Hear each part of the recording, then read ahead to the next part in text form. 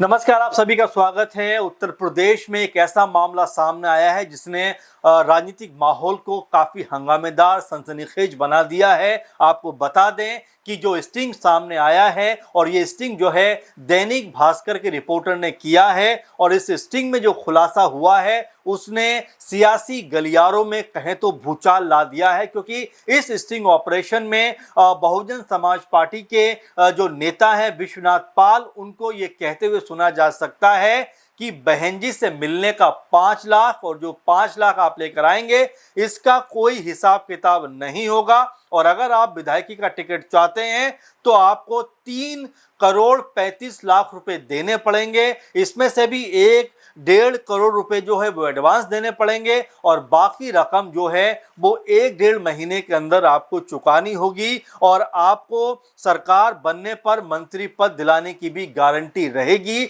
ये तमाम बातें जो हैं वो स्टिंग ऑपरेशन में निकलकर सामने आई हैं और बीएसपी के नेता इसमें इन्वॉल्व हैं। अब अपने आप में ये जो स्टिंग ऑपरेशन है जो दैनिक भास्कर की तरफ से किया गया है, उनके रिपोर्टर ने इसको अंजाम दिया है और जो नेता इसमें दिखाई पड़ते हैं उनका नाम विश्वनाथ पाल है। ये उत्तर प्रदेश बहुजन समाज पार्टी के एक महत्वपूर्ण नेता बताए जाते हैं और ये टिकट के बदले यहां पर सौदेबाजी करते हुए दिखाई पड़ते हैं। हालांकि इस स्टिंग ऑपरेशन की हम पुष्टि नहीं करते, लेकिन जिस तरह से वीडियो वायरल हुआ है और जिस तरह दैनिक भास्कर की वेबसाइट पर और जब तमाम तरह से सोशल मीडिया पर ये खबर लगातार वायरल हो रही है, उसको लेकर अब बीएसपी जो है वो सवालों के घेरे में आती हुई दिखाई पड़ती है कि क्या सिर्फ सीटों को बेचने के लिए बीएसपी अपने आप को एक्टिव कर रही है, क्या बीएसपी सिर्फ जो है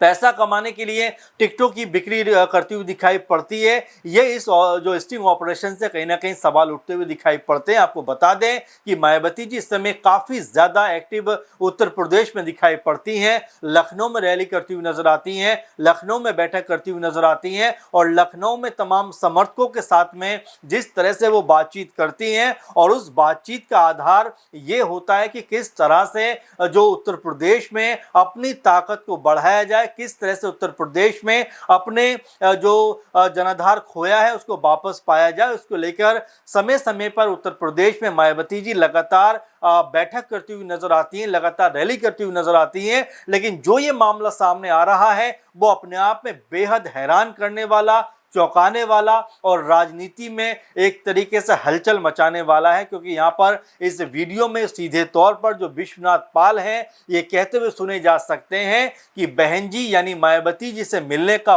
5 लाख रुपए आपको साथ लेकर आना पड़ेगा और साथ लेकर आप आते हैं ये 5 लाख रुपए, तो इन 5 लाख रुपए का कोई हिसाब किताब नहीं होगा। यानी कल को आप ये कहने लग जाएं कि भाई जो 5 लाख मैंने दिए थे वो मुझे वापस चाहिए, तो फिर आपको वो पैसे वापस नहीं मिलेंगे, क्योंकि जो पैसा आप दे रहे हैं वो पैसा इस एवज में आप दे रहे हैं कि बहन जी यानी मायावती जी से आपकी मुलाकात हम कराएं। ऐसे में अगर आप मुलाकात के बाद चाहते हैं कि बीएसपी का टिकट आपको मिले,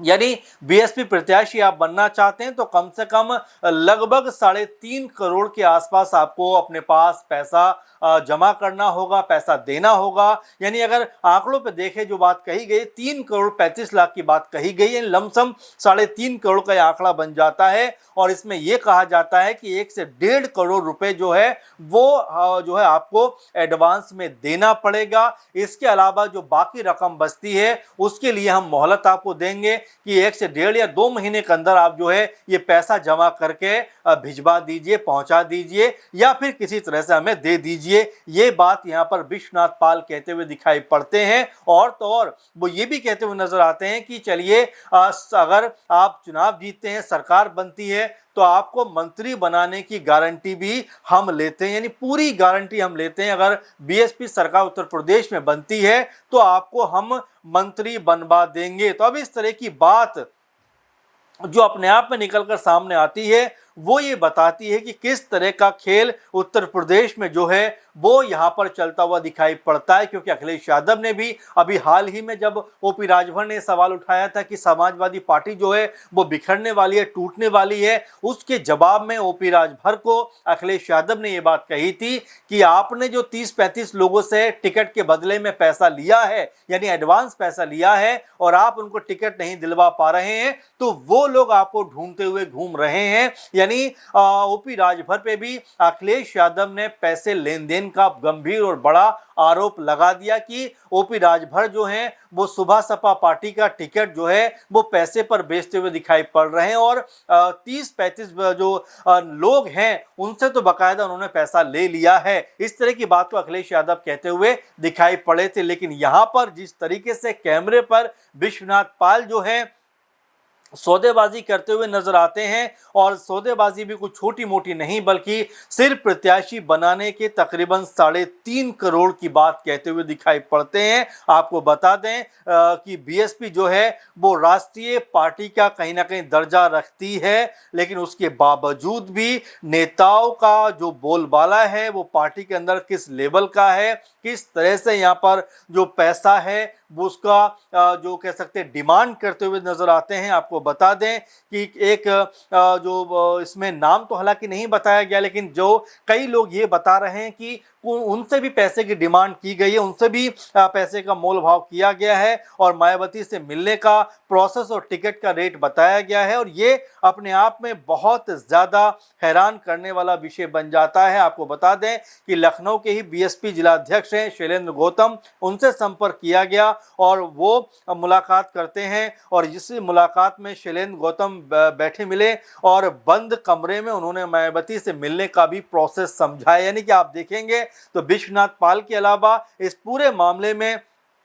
जो शैलेंद्र गौतम है उनका भी नाम निकलकर सामने आ रहा है। उनको भी संपर्क किया गया था, उन्होंने भी एक बंद कमरे के अंदर बैठकर मायावती से मिलने का प्रोसेस और उसके बाद टिकट मिलने का रेट कहीं ना कहीं बताया था। तो अपने आप में ये जो मामला है बेहद गंभीर है, हैरान करने वाला है कि आखिर इतनी बड़ी पार्टी, इतना बड़ा ऊंचा कद, उत्तर प्रदेश में 3-3 4-4 बार सरकार बनाई और मायावती जी 3 से 4 बार मुख्यमंत्री रही, उनकी पार्टी में किस तरह से खरीद फरोख्त का मामला जो है वो यहाँ पर सामने आता हुआ दिखाई पड़ता है। अब आप सोचेंगे कि क्या ये सिर्फ बीएसपी में है, बल्कि ऐसा नहीं है कि सिर्फ बीएसपी में, जबकि हमने आपको बताया कि ओपी राजभर के ऊपर अखिलेश यादव ने इस तरह का आरोप लगाया, और समय समय पर बहुत सारी पार्टियों के ऊपर टिकट बेचने का आरोप लगता रहता है। लेकिन कैमरे पर जिस तरीके से ये स्टिंग हुआ है उसके जवाब में अब क्या बीएसपी जो है इन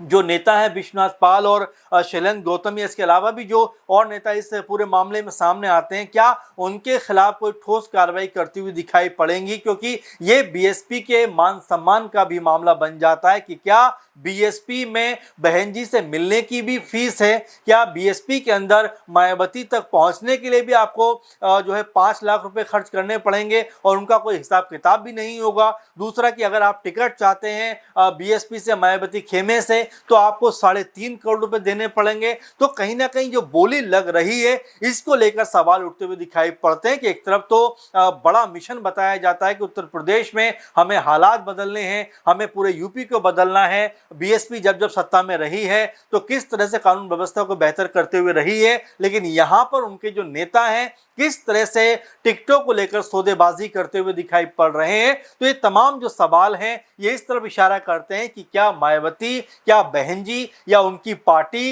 इस पूरे मामले में इन्वॉल्व है कि 5 लाख की जो डिमांड हो रही है ये बात क्या मायावती जी को पता है, और पता है तो क्या उन्होंने कभी इसके ऊपर कोई ऐतराज जताया? क्योंकि जिस तरीके से अब ये पूरा मामला सामने आया है उसमें अब मायावती जी को लेकर भी सवाल पूछे जा रहे हैं, जो बहुजन समाज की बहुत बड़ी लीडर हैं और कई बार मुख्यमंत्री रह चुकी हैं, लेकिन उन तक जब लोग पहुंचना चाहते हैं तो आखिर उनको जो है 5 लाख रुपए क्यों खर्च करने पड़ते हैं, क्यों देने पड़ते हैं, और इन रुपए का कोई हिसाब किताब भी नहीं है। अब जब ये मामला से निकलकर सामने आया है तो जो विरोधी खेमे हैं बीएसपी के, मायावती के, अब इस पूरे मामले को लेकर कहीं ना कहीं वो सवाल खड़े करते हुए नजर आएंगे कि आखिर बीएसपी की जो मंशा है क्या वो पैसे कमाने की है, क्या वो जो है अपने कह सकते तिजोरी भरने की है? क्योंकि हमने देखा लोकसभा चुनाव में भी लगभग 400 से ज्यादा सीटों पर बीएसपी के प्रत्याशी उतरे थे, लेकिन एक भी प्रत्याशी जीतने में कामयाब नहीं हुआ। तो क्या इससे ये माना जाए कि बीएसपी जो है बिना